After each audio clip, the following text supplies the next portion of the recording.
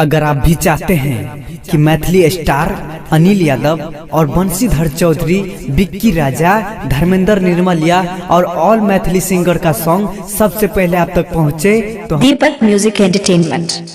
को दबा के चैनल को सब्सक्राइब जरूर करें और साथ में बेल आइकन को दबाना ना भूलें।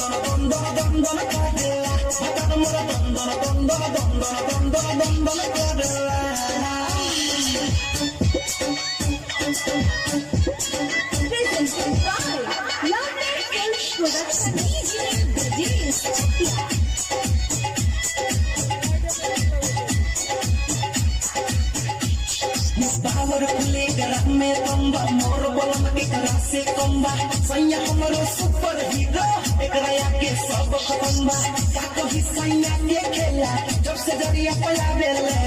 लबे बिसडी सखी हमके सिखला बेले दिन रात करला आधी रात करला कब भी हम पकड़ेला भतार मोर दंदन दंदन दंदन दंदन दंदन भतार मोर दंदन दंदन दंदन दंदन दंदन करेला भतार मोर दंदन दंदन दंदन दंदन दंदन करेला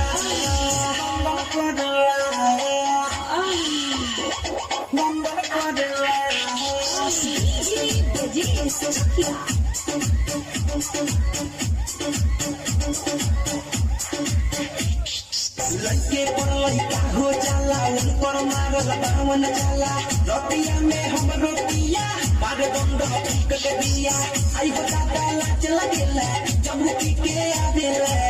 खाके सिला जीती सखी ढोड़ी पर भगता बेले कब के करला कब उठ के करला कब कहल पर या करेला भतार मोरा दंदन दंदन दंदन दंदन दंदन